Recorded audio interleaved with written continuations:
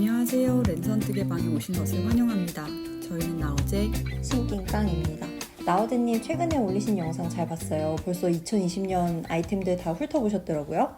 그 뜨개 도비 영상이요. 네, 제가 이걸 다 뜨겠다기보다 저는 이 도안들이 엄청 마음에 들었는데 혹시 같이 보면 누군가 떠주지 않을까 하는 마음에서 만들어 봤어요. 이야기 하다 보니까 저 스스로도 막 엄청 몰입이 돼가지고 나도 당장 뜨고 싶다 이런 시동이 엄청 걸리긴 했는데 진짜 다 뜰 수 있을지는 모르겠네요. 다른 분들도 인스타 같은 거 보면은 메이크나인이라고 해서 9개 정도 도안 작품 골라가지고 목표 공유하셨더라고요. 맞아요. 저도 종종 봤어요. 저 약간 마음속에 정해둔 2020년의 목록이 아직 끝나가지 않아가지고 아직 2021년에 새 목록을 정하지 못했는데 이번에 나우즈님 꼽으신 거 보니까 진짜 다양하더라고요. 특히 저는 맨 처음에 나오는 그 허니서클 그게 저한테는 1도 안 어울린다는 거 아는데 정말 예쁘더라고요. 그리고 이번에는 아이템도 아이템인데 옷 자체도 되게 여러 가지 패턴, 배색 다양하게 고르신 것 같아요. 네, 저도 그 허니서클이 참 예쁜데 그걸 떴을 때 제가 참 잘 소화할 수 있을지 모르겠어요. 그리고 좀 일부러 다양하게 골랐는데 기왕 저희가 옷을 하나 뜨면 이걸 되게 오래 잡고 있어야 되잖아요. 그래서 매번 그래도 조금이라도 새로운 게 있으면 재밌기도 더 재밌고 능력치도 좀 올라가는 것 같아서 뿌듯하더라고요. 그리고 저희가 렌트방에서 뭔가 이야기할 때도 한 번쯤 경험하고 말하는 거랑 그냥 상상하는 거랑 다르잖아요. 그래서 일부러 더 다양하게 뜨려고 하고 있어요. 유튜브를 위한 약간 빅픽처 그런 거네요. 빅픽처 뭔가 거창한데 그렇다기보다 뭔가 너무 뒷일을 생각하지 않고 유튜버가 된 것 같다는 생각이 들어요. 뜨개가 진짜 너무 클래식한 취미여가지고 주변에 조금만 찾아봐도 내공이 엄청난 분들이 많잖아요. 경력이 막 이미 몇 년, 뭐 더 나가서 십몇 년, 몇십 년 막 이런데 그리고 막 그런 분들은 그동안 거쳐온 도안도 셀 수가 없겠죠. 근데 제가 그걸 어떻게 한 번에 따라잡겠습니까? 그래도 어쨌든 뭔가 좀 열심히 부지런히 배우고 쫓아가려고요. 맞아요. 진짜 고수님들 엄청 많잖아요. 그래서 저도 약간 겁없이 뭔가 시작한 건 아닌가. 그래서 얼른 뭐라도 하나라도 더 배워야겠다. 약간 그런 생각 드는 거 공감해요. 얼른 뜨린이 졸업하고 뜨청년으로 성장합시다. 네, 폭풍 성장을 위해서 오늘도 제가 공부를 좀 해왔어요. 근데 제가 모자란 거는 어쨌든 우리 낑깡 선생님이 잘 잡아주셨으면 좋겠습니다.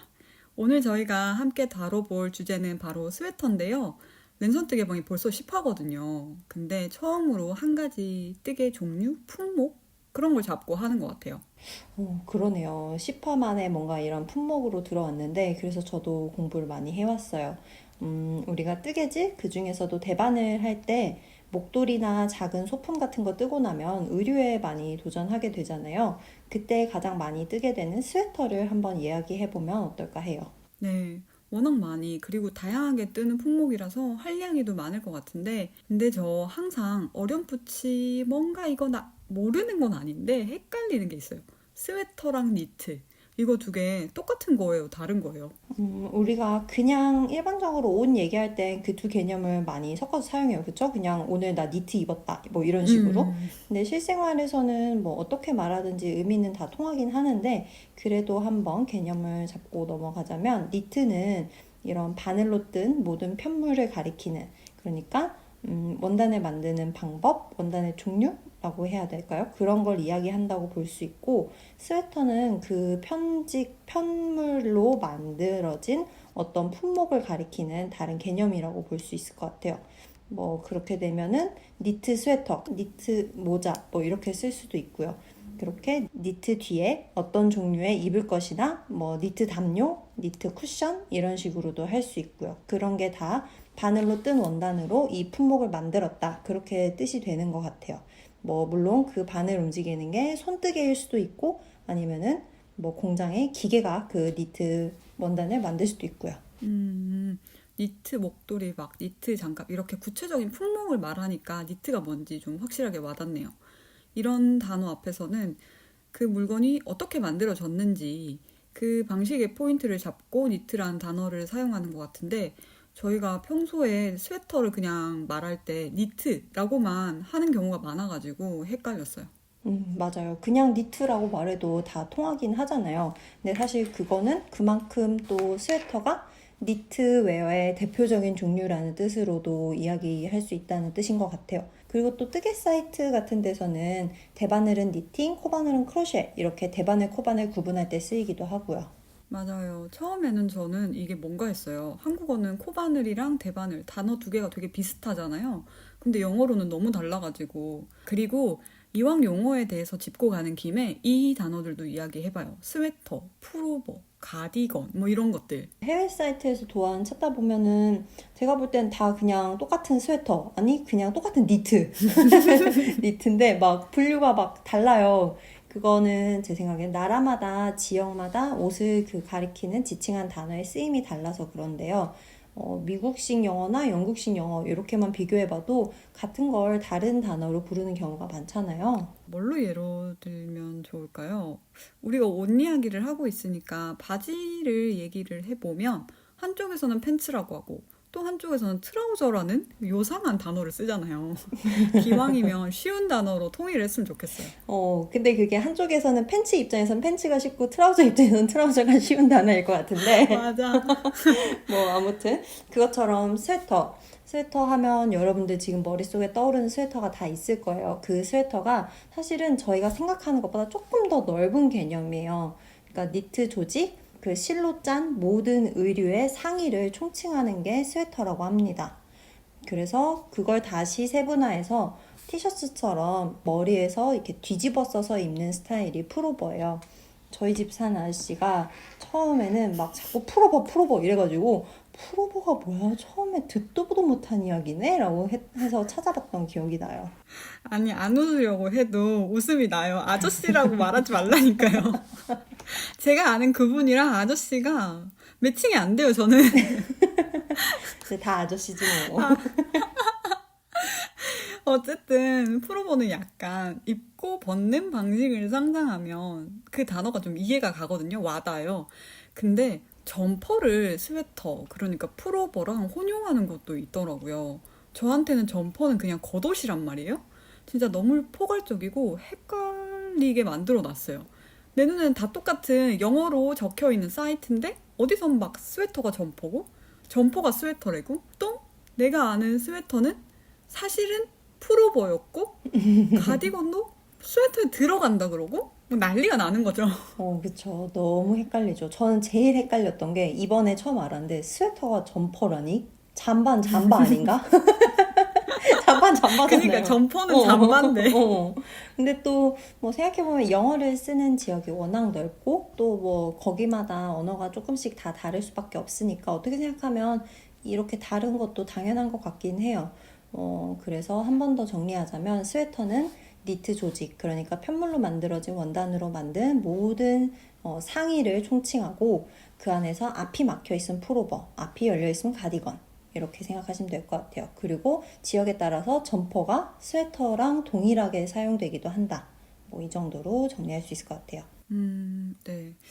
약간 개념이 잡혀요, 저도. 근데 그렇게 따져보면 사실 이번 렌트방 주제가 스웨터가 아니라 풀오버라고 말할 수도 있을 것 같아요. 근데 어쨌든 저는 한국인이고 K 언어에 입각해서 스웨터라는 단어로 쭉 밀고 나가겠습니다.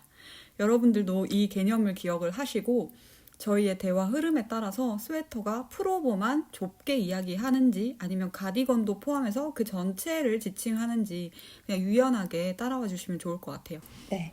그리고 또 추가하자면 스웨터에 풀오버랑 가디건 말고도 또 그 한 갈래가 더 있는데요. 바로 그 조끼입니다. 이렇게 소매가 없는 경우들을 영어로 슬립오버 아니면 스웨터 베스트라고 부르고 있대요. 지금 개념이 어느 정도 잡혔는데 또 하나가 추가됐어요. 아니 근데 그 낑깡님이 최근에 그 유튜브에 뜨개 로그 같은 거 올린 뜨개 기록 올린 그 조끼가 바로 뿌띠니트의 홀리데이 슬립오버라는 옷이었잖아요. 그게 휴일 조끼였다니.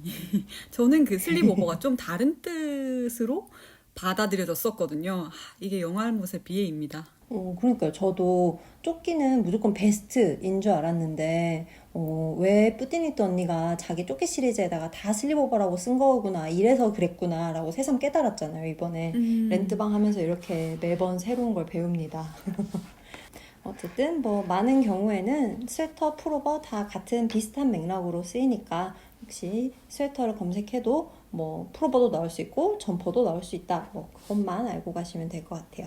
네. 그러면 이제 진짜로 본격적인 스웨터 이야기를 해볼게요. 스웨터도 종류가 아주 다양하고 기준에 따라서 분류하는 방법도 여러 가지일 텐데요. 맞아요. 그럼 저희는 뜨개 팟캐스트니까 뜨개적 대화에 집중해서 뜨개 방향의 기준을 두고 탑다운이랑 바텀업 이야기부터 해보려고 해요. 네. 뜨는 방향이 달라졌다는 것만으로도 어떻게 이렇게 모든 게 다를 수 있을까 감동스럽기까지 한 탑다운이 바로 저의 뭐랄까 그냥 제가 탑다운 아깨라고 말하면 될 것 같아요. 요즘 유튜브 영상으로도 많이들 입문하시고 초보자도 꽤 도전할 만한 난이도라서 진짜 탑다운 많은 분들에게 사랑받고 있어요. 그쵸. 탑다운 스웨터라고 하면 목선에서부터 코를 잡아서 시작해서 아래로 내려가는 방식으로 만들어지는데요. 이름 그대로죠. 근데 이 방법이 나오기 전까지는 주로 바텀업, 그러니까 밑단, 제가 최근에 이 영상에서 계속 뜨고 있는 아랍무늬 스웨터처럼 밑단에서 시작해서 목선으로 쭉 올라가고 뭐 그런 식으로 앞판, 뒷판, 소매 이렇게 부분 부분을 다 따로 떠서 연결하는 방식으로 만들었다고 해요. 조각조각 만들고 그걸 연결해야지 옷이 된다는 거 확실히 허들이 엄청 높잖아요. 그런 의미에서 탑다운을 처음 생각한 사람은 확실히 천재가 맞는 것 같아요.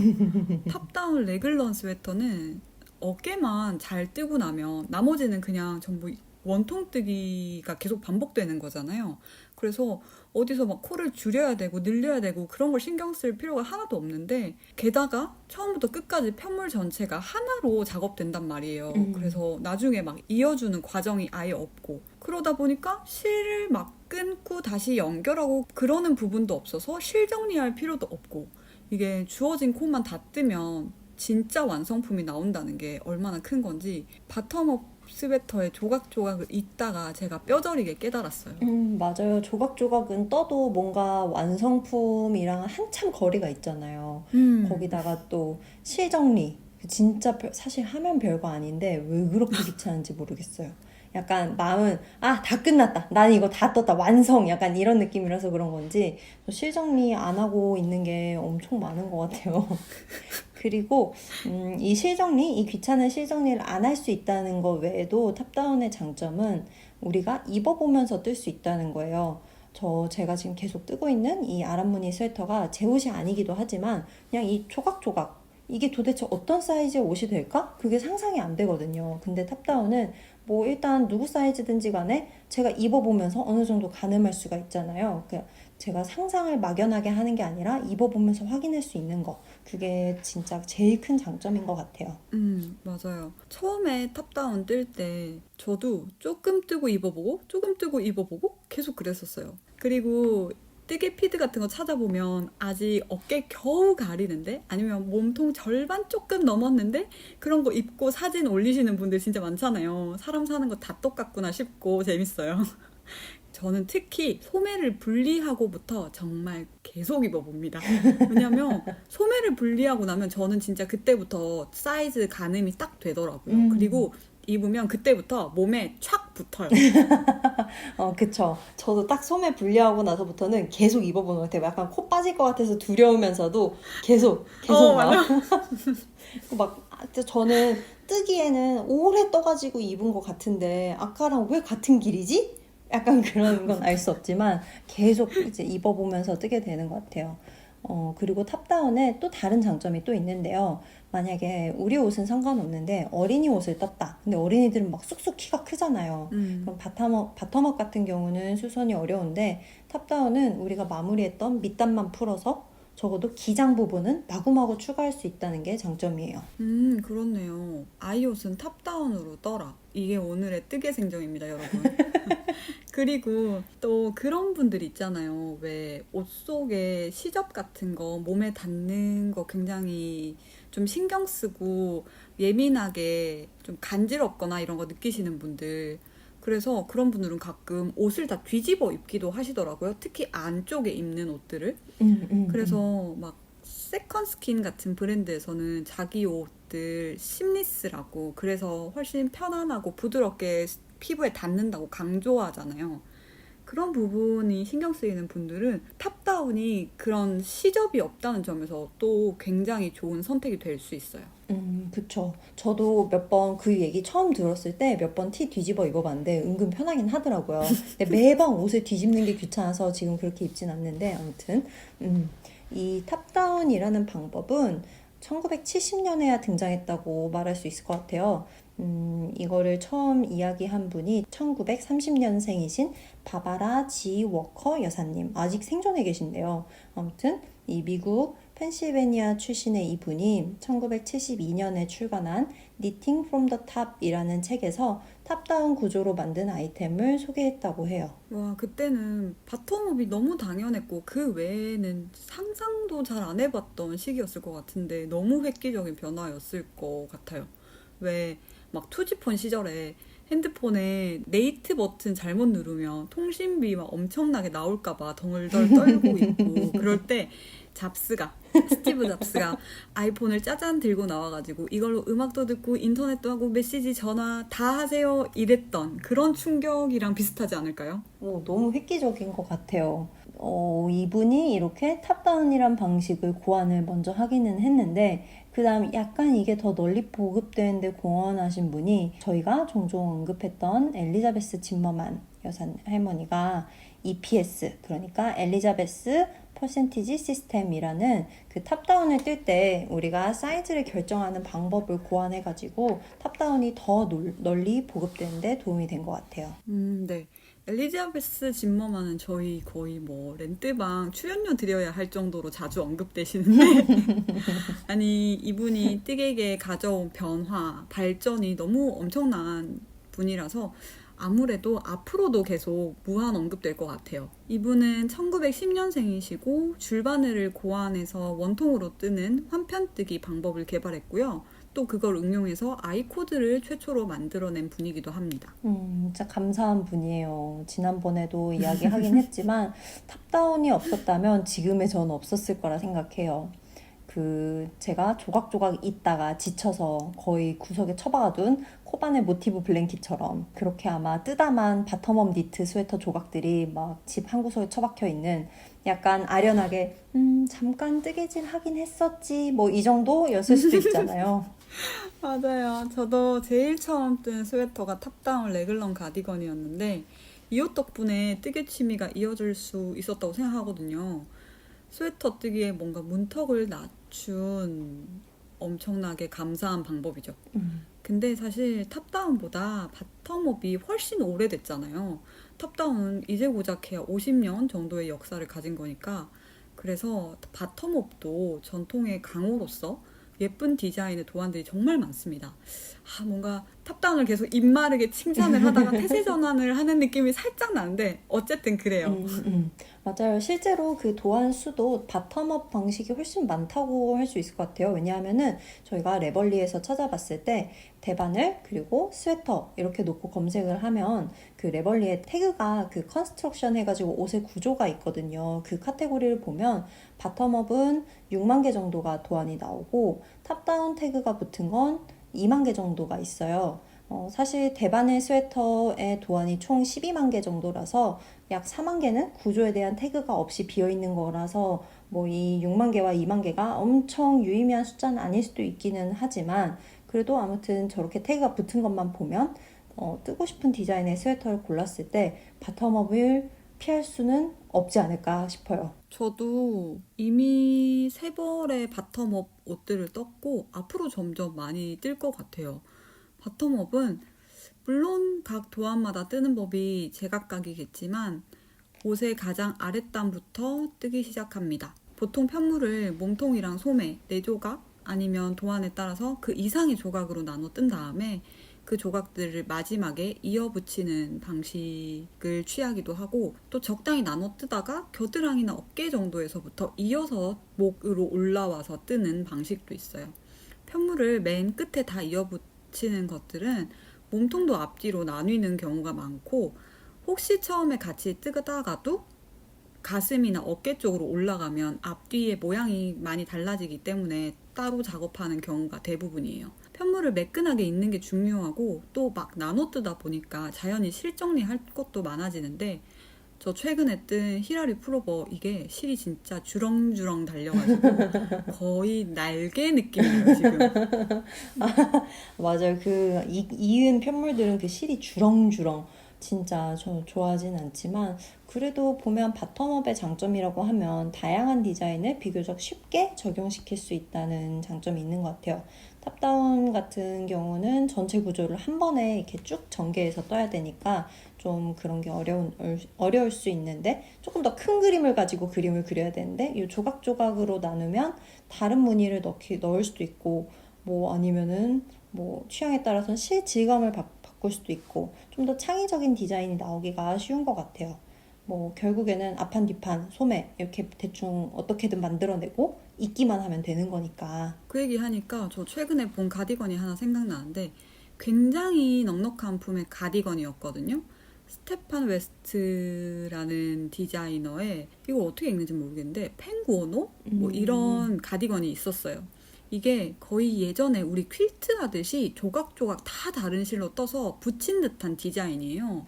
굉장히 특이하고 강렬해가지고 기억에 남는데, 이런 과감한 디자인이 될수록 뭔가 탑다운으로 전체 막 목, 어깨 이걸 연결해서 몸통까지 자연스럽게 흘러가야 한다 이런 거를 계산하고 막 복잡하게 낑낑거리기보다 차라리 바텀업을 선택하는 게 깔끔하고 쉽다는 생각도 들어요. 그러게요. 이거 다 어떻게 조각조각 다 이어붙인 걸까요? 아니면은 따로따로 너무 신기한 도안인 것 같아요. 되게 멋있는 것 같아요. 그리고 이거 레벌리에서 프로젝트 보니까 장난 아니죠? 사람들마다 다 다른 색상. 응. 이렇게 옷이 이렇게 다양해질 수가 있죠? 너무 사람들이 신기한 옷이다, 이거. 굉장하더라고요. 이거 프로젝트 보면 진짜 사람들의 그 미적 감각? 나는 저렇게까지 과감하게 배색을 선택할 수 있을까? 실 종류를 저렇게 막 할 수 있을까? 그런 생각 많이 들어요. 그러니까요. 자, 이 스테판 웨스트 이분 거 항상 되게 특이하다, 멋지다 생각했는데, 이것도 진짜 엄청 멋진 거네요. 너무 신기해. 뭐, 아무튼, 뭐, 이렇게 바탕업으로 뜨다 보면, 근데 또 이 조각조각이 있고, 실 정리하면서, 역시 탑다운이다 한 것 같아. 막 이럴지도 몰라요. 맞아요. 그리고 또 바텀업도 보면 그 앞판, 뒷판 이렇게 나누는 게 아니라 밑단 둘레에서부터 몸통을 이렇게 동그랗게 원통으로 떠올라오고 그다음에 양쪽 소매도 동그랗게 원통으로 올라와서 그 세 개의 원통을 겨드랑이 부분에서 합치는 방법도 있더라고요. 그렇게 되면은 아무래도 좀 있는 부분, 실 정리할 부분 이런 게 줄어드니까 낫겠죠. 그럼 뜨개 방향에 따라서 스웨터를 탑다운, 바텀업 나누는 건 이 정도로 하고, 그 다음은 어깨 모양으로 스웨터를 한번 분류를 해볼까요? 네, 약간 어깨 모양이라고 해야 될지 소매 모양이라고 해야 될지 모르겠는데 일단 어깨 모양이라고 해보겠습니다. 이 어깨 모양은 뜨개 방향에 상관없이 몸통에서 어깨 그리고 다시 목으로 이어지는 그 가슴과 겨드랑이 부분의 코늘림 혹은 그쪽에서 모양을 어떻게 만들 것인지에 따라서 나뉘어요. 아무래도 가장 기본적인 건 레글런 스타일이라고 할 수 있을 것 같은데요. 탑다운으로 거의 모두가 한 번씩은 도전해 보시지 않았을까 싶어요. 네, 입문용으로 많이 뜨시는 뿌티니트의 노프릴 스웨터. 이게 탑다운 레글런 스웨터의 가장 대표적인 디자인이라고 할 수 있습니다. 그쵸. 그게 딱 탑다운이고 레글런 어깨 모양을 가지고 있죠. 이 탑다운 레글런 스웨터가 일단 제일 기본적인 것 같아요. 어깨 늘림도 복잡하지 않고 이 레글런이 전 처음에는 몰랐어요. 그 왜 기성복 맨투맨에도 보면 라그랑 막 이렇게 하잖아요. 그게 똑같은 말이더라고요. 그래서 이런 거 라그랑 뭐 레글런 생각하면 모두 아시겠지만 한 번 더 설명하자면 목선에서부터 겨드랑이까지 그 대각선으로 이렇게 선이 쭉 생기는 스타일이에요. 맨투맨 같은 경우에도 많이 있는 이 스타일을 뜰 때는 목둘레만큼 시작코를 잡고 그 목둘레 코를 4분할 해가지고 몸의 앞판, 뒷판, 좌우 소매에 그 코드를 배분을 하는 거죠. 그리고 그 나눈 자리에서 코를 계속 늘리기 때문에 늘림 코를 만든 곳에서 그 선이 생겨요. 어디에서 코를 늘렸는지 딱 알 수 있게 늘리는 방법이고 계산이 가장 덜 복잡해서 많이 사용하시는 것 같아요. 네, 보통 레글런 하면은 라운드넥을 많이 떠올리는데 V넥으로도 만들 수 있습니다. 라운드넥은 처음부터 원통으로 뜨지만 V넥은 평면으로 시작을 해가지고 V넥 꼭지점에서 원형으로 이어준다는 게 달라요. 기본 레글러는 이런데 요즘 쉐들 숄더도 되게 많이 뜨시잖아요. 이것도 레글런의 한 스타일이라고 하더라고요. 네, 저도 여기저기서 이렇게 새드 숄더 뜨시는 거 많이 보기만 하고 제가 직접 떠보진 못했는데요. 그 새드 숄더도 레글런 슬리브의 일종이라고 해요. 대신 그 레글런처럼 목선에서 겨드랑이까지 일직선으로 선이 생기는 게 아니라 약간 쇄골뼈가 끝난 지점쯤에서부터 거기에서 시작해서 겨드랑이로 내려가는 선이 생기는 스타일입니다. 이 새들이 말 안장을 뜻하는 영어 단어라고 해요. 그래서 어깨에서 팔로 이어지는 부분에 안장이 얹어진 것 같은 디자인이라고 해서 이름을 그렇게 붙인 거래요. 똑같이 레글런 선을 따라서 코를 늘리는데 그 선의 위치가 달라진 거네요. 저도 유튜브에서 본 적이 있는데 꽤 예쁘더라고요. 그래서 이름을 기억하고 있었어요. 어깨에서 팔로 이음새 없이 연결이 되는 건 맞는데 새들 형태 때문에 기본 레글런보다 좀 더 분명한 느낌이 있더라고요. 딱 떨어지는 그런 깔끔함이 있어요. 그래서 디자인 따라 새들의 무늬를 많이 넣어가지고 뚜렷한 포인트를 줄 수도 있고 아니면은 뭐 간단한 고무뜨기, 약간의 안뜨기 정도만 넣어가지고 깔끔하고 차분하게 디자인할 수도 있습니다. 그런 걸 보면은 새드 숄더나 레글런이나 그 코늘림 부분, 그 부분이 디자인에 정말 많은 영향을 미치는 것 같아요. 그러다 보면은 뭔가 그렇게 나 여기서 코 늘렸어 이게 티가 나는 그런 선이 없는 스웨터도 뜨고 싶잖아요. 그게 바로 요크 스타일인데요.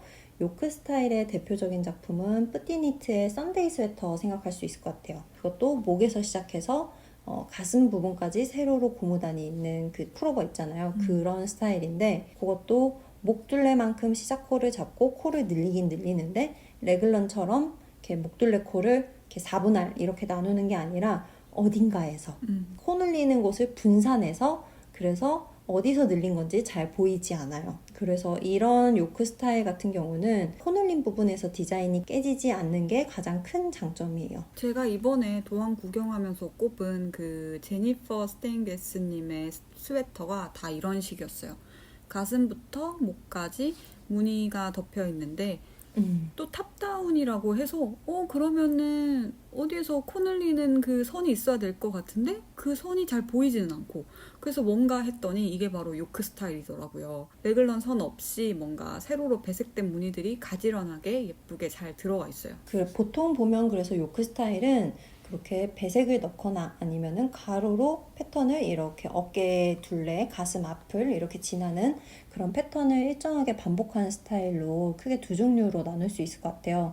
저는 제 생각에는 이런 스타일은 조금 더 뜨개뜨개한 느낌이 드는 것 같아요. 약간 보통 무늬가 조금 더 화려해지기도 하고 배색도 조금 더 화려해지니까요. 그렇더라고요. 뭔가 배색도 보면 두 가지 색상만으로 깔끔하게 할 수도 있고 여러 가지 색상을 다양하게 섞을 수도 있고 그리고 바탕실, 배색실 이렇게 딱 두 가지 색깔만 쓰더라도 그 배색실을 그라데이션 들어가 있는 좀 그런 실들을 선택하면 그 실이 자연스럽게 마치 막 색실을 바꿔가면서 넣은 것처럼 오묘한 느낌을 내기도 하더라고요. 맞아요. 어디서 읽었는데 배색할 때 자신이 없으면 배색실은 그라데이션으로 골라라 라는 말도 봤어요. 이것도 뜨개 생정이네요. 약간 여러 가지 색깔을 골랐는데 이것들이 조화로울지 자신이 없으면 그냥 두 가지로 하되 그라데이션을 써라 라고 했는데 네, 아무튼 저는 이 요크 스웨터 중에서 진짜 떠보고 싶었던 게 있었어요. 그 라인의 매거진에 나왔던 버킨 스웨터예요. 이미 뭐 너무 유명해서 한 차례 거의 유행처럼 휩쓸고 지나간 것 같은데요.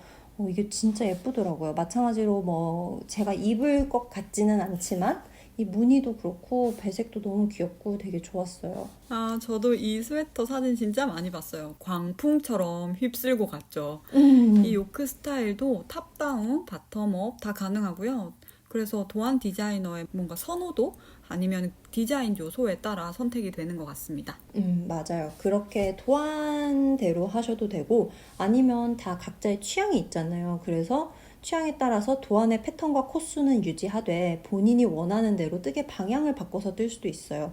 뭐 쉽게 얘기하면은 탑다운을 바텀업으로 뜰 수도 있고 바텀업을 탑다운으로 뜰 수도 있고 그리고 또 되게 재밌는 게 있는데 제가 최근에 한 영상에서 본 건데요. 원래 기본 이분이 뜬 도안은 브루클린 트위드의 바텀업 요크 스웨터였어요. 근데 이분이 바텀업을 싫어한대요, 본인은. 그래서 바텀업을 뜨고 싶지 않아서 요크 부분 무늬가 끝나는, 그러니까 그 가슴 부분에서 그 코수만큼 임시코를 잡고 거기에서 가슴에서 시작해서 목까지는 바텀업으로 올라가서 거기를 완성을 하고 그 다음 다시 그 가슴에 만들어놨던 임시코에서 다시 코를 주어서 이번엔 반대 방향으로 허리로 내려가는 탑다운으로, 그러니까 결국 마무리는 자기가 원하는 탑다운으로 옷 기장을 만들어주면서 늘린 거죠. 되게 신기한 것 같아요. 그렇게 하면은 윗부분 어쨌든 바텀업으로 만들었지만 아래쪽은 탑다운으로 떴으니까 입어보면서 사이즈 가늠하면서 그쵸. 그렇게 그쵸. 마무리할 수 있겠네요. 와, 음. 신박한데 왜 양말도 토업 커프다운 바꿔가지고 뜨시는 분들 많잖아요. 옷도 그런 게 가능했네요. 역시 세상은 넓고 똑똑한 사람은 많아요. 그쵸. 엄청 신기했어요. 임시코 잡기 이렇게 하면은 다양하게 뜨개 방향을 바꿀 수 있더라고요. 아무튼 뭐 뜨개 방향 갑자기 이야기가 나왔는데 마지막으로 어깨 모양 하나만 더 이야기하고 싶은데요. 이건 세트인 슬리브라는 어깨 모양인데요. 이것도 바텀업, 탑다운 모두 가능합니다.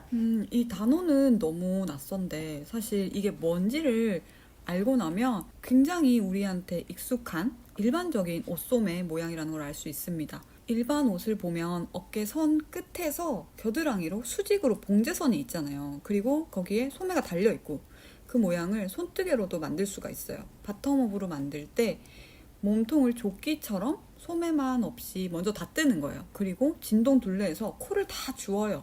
그리고 거기서부터 소매의 길이를 늘리면 소매는 그 어깨 쪽부터 소매 쪽까지, 그러니까 손목 쪽까지 아래로 탑다운 순서로 떠 내려가지는 거죠.